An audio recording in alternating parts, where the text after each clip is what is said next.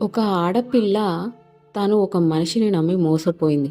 అలా అని తను ఎలాంటి తప్పు చేయలేదు, పరువు పోయే పని చేయలేదు. కానీ ఒక మనిషిని నమ్మి మోసపోయింది. దాని తర్వాత ఇంట్లో సిచ్యువేషన్స్ ఎలా ఉన్నాయి? తన తల్లిదండ్రులు మాట్లాడే మాటలు ఎలా ఉన్నాయి? చుట్టుపక్కల వాళ్ళు మాట్లాడే మాటలు ఎలా ఉన్నాయి? తను లవ్ చేసి మోసపోలేదు. ఒక అబ్బాయిని పెళ్లి చేసుకొని మోసపోయింది. కానీ ఆ అబ్బాయి దగ్గర నుంచి తన పేరెంట్స్ దగ్గరికి వచ్చిన తర్వాత తను అనుభవించే బాధ, కోపం, ఫ్రస్ట్రేషన్ ఇవన్నీ ఎవరి మీద తీర్చుకోవాలో తెలియట్లేదు. అమ్మకి కోపం వస్తే నాన్న మీద తీర్చుకుంటున్నాడు, నాన్నకి కోపం వస్తే అమ్మ మీద తీర్చుకుంటున్నాడు, వాళ్ళిద్దరికి కోపం వస్తే తనని అంటున్నారు.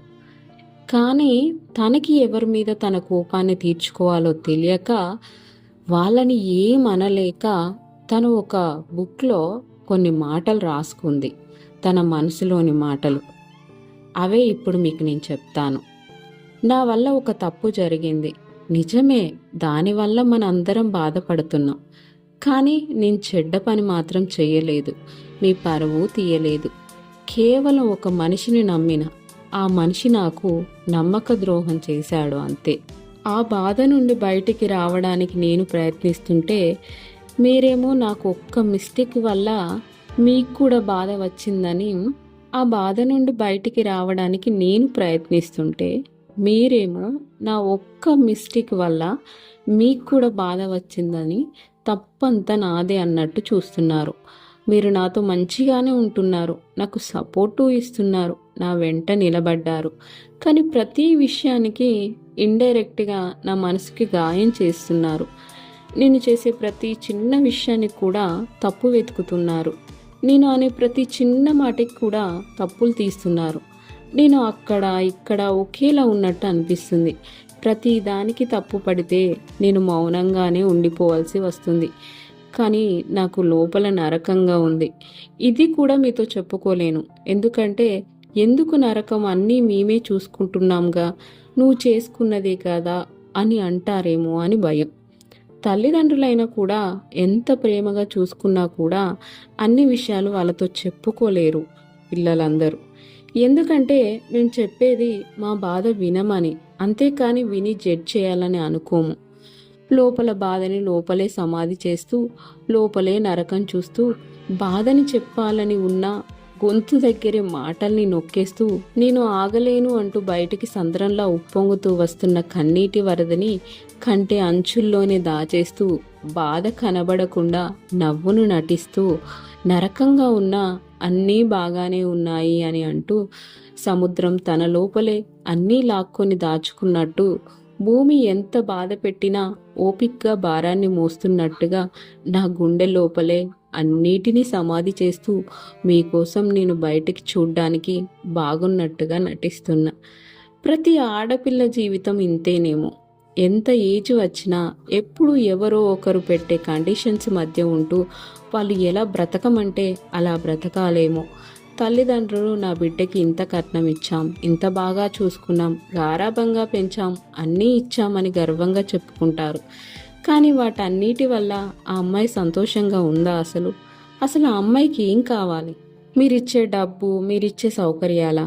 అన్నీ ఇస్తున్నాం కదా అనే పేరుతో మీరు పెట్టే కండిషన్సా? పెళ్ళైతే భర్తకి, అత్త మామకి, సమాజానికి, వీళ్ళందరూ ఎవరో తెలియదు, అందరూ కొత్తనే. కానీ ఆడపిల్ల వీళ్ళకి నచ్చినట్టు బ్రతకాలి. పెళ్ళి కాకముందు అమ్మ, నాన్న, అన్న ఇలా వీళ్ళు చెప్పినట్టు విని బ్రతకాలి. వీళ్ళ పరువు కాపాడుతూ ఉండాలి. ఆడపిల్లని మనిషిలా కాకుండా ఒక పరువులా చూస్తున్నారు. ఆడపిల్లని పరువులా కాకుండా మనిషిలా ఎప్పుడు గుర్తిస్తారో అప్పుడు తనకి ఏమి ఇష్టమో తెలుసుకుంటారు. తనకి నచ్చినట్టుగా ఉండనిస్తారు. నాకైతే చాలాసార్లు అనిపిస్తుంది, ఎదుటి వారికి నచ్చడం కోసమే నేను పుట్టానా? ఎదుటివారు చెప్పినట్టు వినడానికే నేను పుట్టానా? మరి ఇది నా జీవితం కదా, ఇందులో నా ఇష్టాలు, నాకు నచ్చిన జీవితం అనేది ఏమీ ఉండదా? అలాంటప్పుడు నేను పుడితే ఏం, పుట్టకపోతే ఏం? తల్లిదండ్రులు ఒక ఏజ్ వరకు పిల్లల్ని కంట్రోల్ చేయడం కరెక్టే. ఎందుకంటే తప్పుడు దారిలో వెళ్లకుండా ఆపడానికి వాళ్ళు అలా చేస్తారు.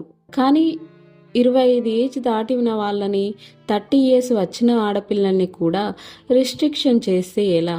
ఆలోచించుకునేంత తెలివి ఉన్నా కూడా అందరూ చెప్పినట్టు వినే ఆట బొమ్మ ఆడపిల్ల.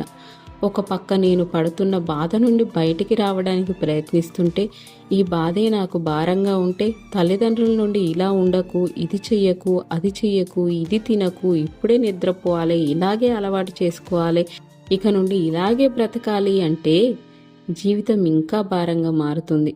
గుండె బరువెక్కుతుంది. ఆడపిల్లల దౌర్భాగ్యం ఏంటంటే, నాన్న, అమ్మ, నేను ఇలా ఉండాలి అనుకుంటున్నా, మీరు అనేది నాకు ఏమీ నచ్చట్లేదు అని చెప్పలేదు. కేవలం బాధతో మౌనంగా మాత్రమే ఉండగలదు. అసలు ఆడపిల్లగా నేను పుట్టడమే నేను చేసిన పాపం, నాకు వచ్చిన శాపం. కన్నీటి మధ్య బ్రతకడం కంటే చావడమే మంచిది అనిపిస్తుంది. కానీ ఇక్కడ కూడా నేను చస్తే నా తల్లిదండ్రులు బాధపడతారు కదా అని చావాలనిపించినా చావకుండా బ్రతికున్న శవంలా బ్రతికేస్తున్న ఆడవాళ్ళెందరో. ఎంత ఏఐ వచ్చినా, ఎన్ని మారినా, ఆడ మగ ఈక్వల్ అన్నా, కాలం మారినా ఆడపిల్ల బ్రతుకు మాత్రం మారదు. పెళ్లికి ముందు ఎక్కడికైనా వెళ్తామంటే తల్లిదండ్రులు పంపరు. రేపు భర్త వచ్చాక భర్తతో వెళ్ళొచ్చు అంటారు. పెళ్ళయ్యాక భర్త బిజీగా ఉండి అతను తీసుకెళ్లాడు.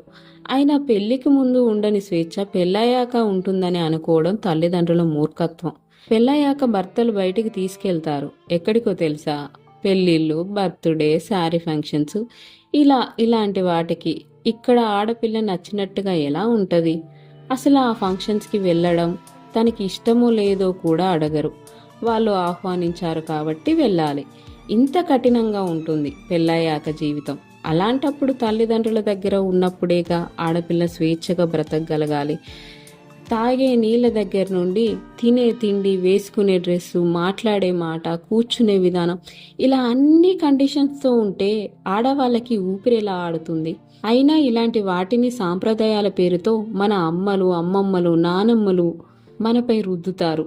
నాన్న ఉన్నాడు అలా ఉండకు, నాన్న ఉన్నాడు అది చెయ్యకు, నాన్న ఉన్నాడు అది మాట్లాడకు, ఇలా మాట్లాడకు, రోడ్డు మీద కొద్దిసేపు నిల్చున్నా నాన్న తిడతాడు, లోపలికి పో. ఇల్లు ఒక బందీఖాన, జీవితం ఒక బంధాల బంధనం. మొత్తంగా ఆడపిల్ల జీవితం అందరి ఆనందం కోసం. దీన్ని బ్రేక్ చేయాలి అని నేను చాలా ట్రై చేస్తున్నా, కానీ కుదరట్లేదు. అమ్మతో ఎందుకు ఇలానే ఉండాలి అంటే సమాజం గురించి వస్తే మాత్రం ఉండద్దు అంటది.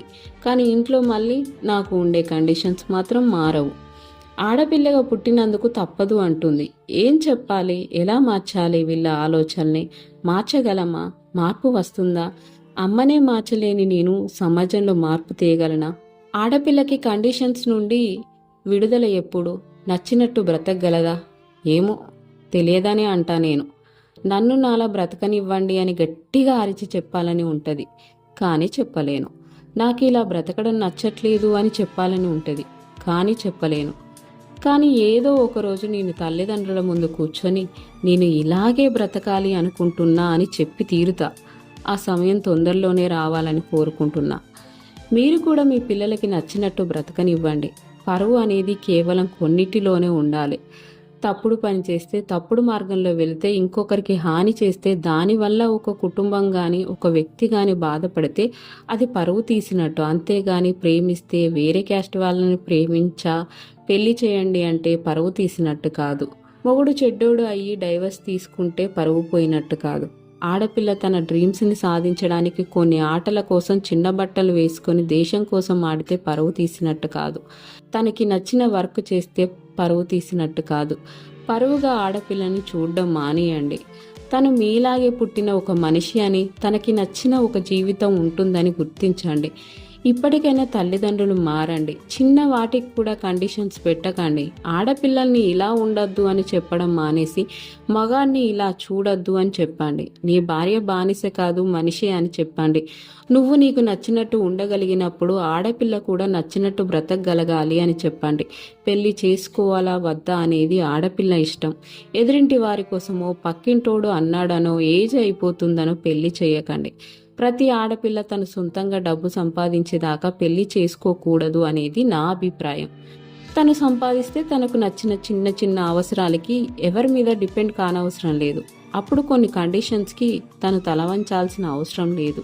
నా వరకు అయితే ఆడపిల్ల స్వేచ్ఛగా బ్రతకాలంటే మార్పు ముందు తల్లిదండ్రుల దగ్గర నుండే రావాలి. మీరేమంటారు? ఒక ఆడపిల్ల తన మనసులోని భావాలు తల్లిదండ్రులకి చెప్పుకోలేక ఒక పేపర్ మీద రాసిన మనసు మాటలివి. ఇలా ఈ అమ్మాయిలా బాధపడుతున్న ఆడపిల్లలు ఎవరైనా ఉంటే బయటికి మనసులోని బాధలు చెప్పుకోలేక లోపలే సతమతమై కుమిలిపోతూ ఉంటే మా పరిస్థితి కూడా ఇంతే, మేము ఇలాగే బ్రతుకుతున్నాం అని కామెంట్ చేయండి. చూద్దాం ఆడవాళ్ళు ఎంతమంది సంతోషంగా ఉన్నారు, ఎంతమంది బాధలను అనుభవిస్తున్నారో తెలిసిపోతుంది కొందరికైనా. ఈ వీడియో నచ్చితే వీడియోని లైక్ చేయండి, మీ ఫ్రెండ్స్కి షేర్ చేయండి, మా ఛానల్ని సబ్స్క్రైబ్ చేసుకోండి, పక్కన గంట సింబల్ వస్తుంది నొక్కండి, నోటిఫికేషన్ ఆల్ సెట్ చేసుకోండి.